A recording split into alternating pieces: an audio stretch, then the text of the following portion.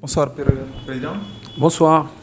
Je rappelle que vous êtes le président de la Fédération guinéenne de basketball. D'entrée, dites-nous comment le basketball se porte aujourd'hui. Bon, malgré un contexte assez difficile et aussi vu de la conjoncture mondiale, c'est très très difficile. Mais nous, je pense que nous, on peut dire Dieu merci, parce qu'en cette année 2023, Dieu nous a permis d'atteindre tous nos grands objectifs et le tout a été couronné par le titre que vous avez suivi avec nous lors du congrès mondial de FIBA. La Guinée a gagné le prix de meilleure fédération pratiquement du monde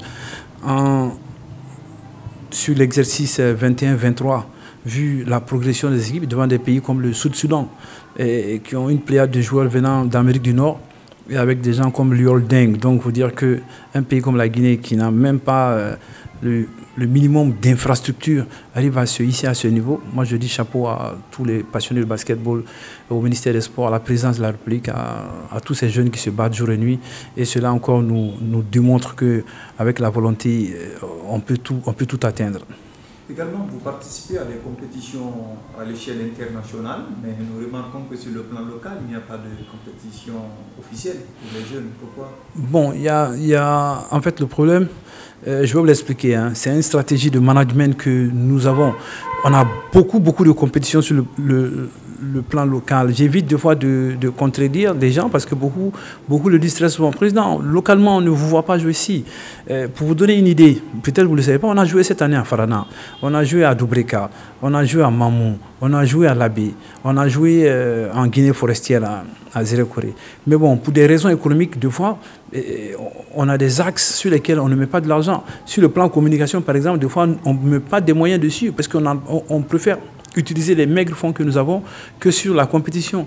Et donc, nous, on a cette satisfaction. Mais à la fin, nous sommes dans un monde aujourd'hui qui est totalement digital, qui est totalement... On parle que de communication. Donc, tant que tu ne mets pas tes matchs en live, tu ne les mets pas en direct, le monde ne voit pas un peu ce que tu fais. Et quand tu viens dans le cadre des autres compétitions, tous les matchs sont en direct, en live streaming, sur les chaînes Amondo Vision, c'est visible. Donc, d'où, des fois, il y a ce conflit qui existe. Et même encore, pour vous dire mieux, nous allons encore jouer, Inch'Allah, ce week-end, une compétition de très grande envergure, encore un tournoi, qui va se jouer encore à l'intérieur, où nous appelons tout le monde à participer.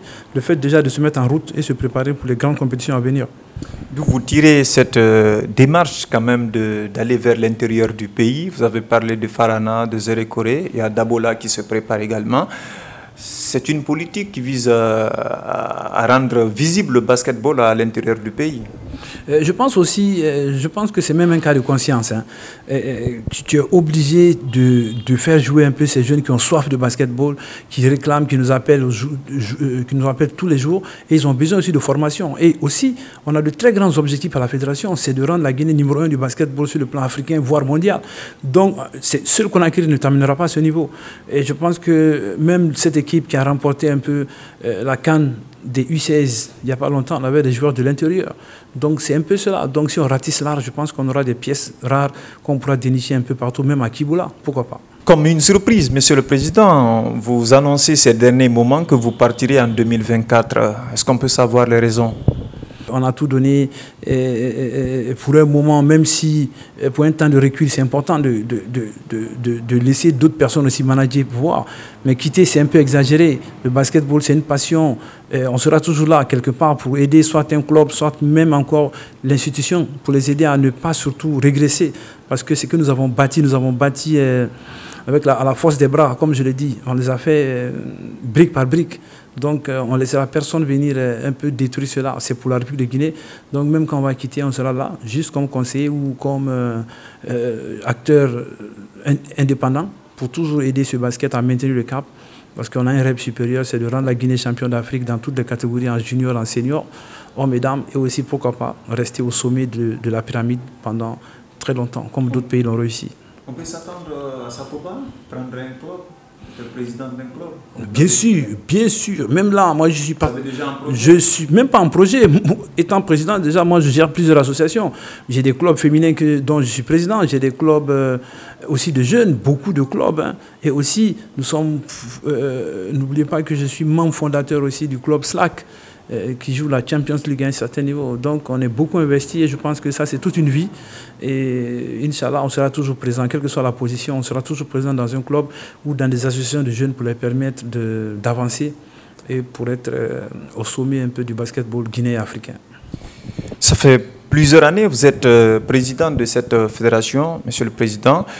Si on vous demandait aujourd'hui de quoi êtes-vous satisfait sur le plan de réussite en tant que président de la Fédération guinéenne de basketball? Bon, déjà, je pense que nous avons réussi à vaincre le signe indien en emmenant une Coupe d'Afrique en Guinée. Toujours, on était attaché par ce petit malheur qui faisait que la Guinée perdait ses matchs, soit dans les ultimes minutes, soit en demi-finale et autres. Je pense qu'aujourd'hui, moi, je suis fier de moi. La Guinée gagne aujourd'hui et je pense que c'est même contagieux. J'ai vu le handball à 2 doigts de nous remporter encore une Coupe d'Afrique chez les juniors, encore à 1 centimètre encore de nous apporter la Coupe d'Afrique chez les cadets. Donc je pense que cet esprit de gagne qu'on recherchait, on a pu l'inculquer et ça devient contagieux. Et je vois plusieurs autres fédérations nous amener des Coupes d'Afrique prochainement comme d'autres pays. Et je pense que même le football, hein, je pense qu'aujourd'hui, même quand ces footballeurs jouent, ils pensent un peu à cette Coupe du basket, ils ont envie de faire mieux. Et je pense que c'est ça qu'on appelle de la concurrence positive. Et je pense que ça aura un grand impact sur le développement de nos sports. Et je profite encore pour saluer le chef de l'État qui a mis beaucoup de moyens pour saluer un peu la victoire des enfants. Et ce modèle encore de plus à encourager et exciter aujourd'hui tous les jeunes à vouloir être champions d'Afrique pour être reçus non seulement par le chef de l'État et avoir aussi un peu d'argent pour améliorer leurs conditions de vie. Vos relations avec le ministère des Sports? La tutelle, c'est les patrons. Vous savez, moi, je ne contredis jamais mes chefs, hein, en général. Et quand tu contredis un peu tes supérieurs, tu te contredis toi-même. Parce que nous aussi, nous sommes délégataires du pouvoir du ministère des Sports. D'où on essaie de toujours nous battre. On se bat toujours pour essayer de convaincre ce ministère, pour garder nos positions. Et je pense que si vous voyez qu'on existe jusqu'à aujourd'hui, grâce à Dieu, c'est parce qu'il y a une confiance, quoi qu'on dise, qui existe avec le ministère des Sports, parce que nous essayons de respecter un peu la conduite et la ligne qui nous impose. Et je pense que c'est en cela que nous allons réussir de très belles choses pour la Guinée. Bien, Monsieur le Président, dans cet entretien, on a une petite rubrique qu'on appelle jeu de photos. Il s'agit de vous prononcer sur certaines personnalités sportives. On va commencer par l'ancien ministre des Sports, Banta Masso.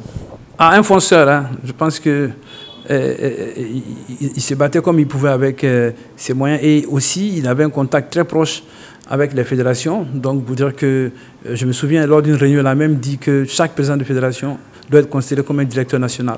Et je pense qu'il était à la base quand même aujourd'hui de mettre les différentes disciplines sur le tremplin, y compris sur le basketball et le handball.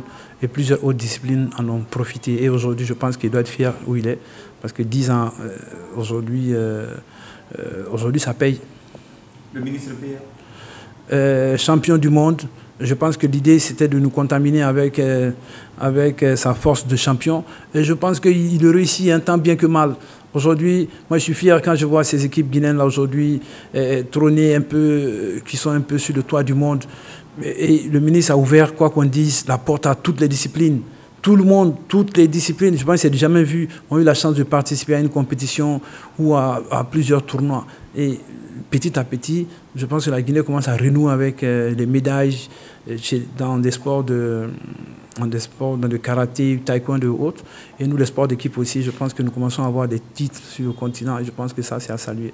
Bravo à Monsieur le ministre. Le basketteur Cédric Mansé. Cédric est le père de notre je ne veux pas dire de notre développement sur la scène internationale, mais Cédric, c'est un très grand nom du basket. Moi, je pense qu'il faut que Dieu nous donne les moyens pour le récompenser.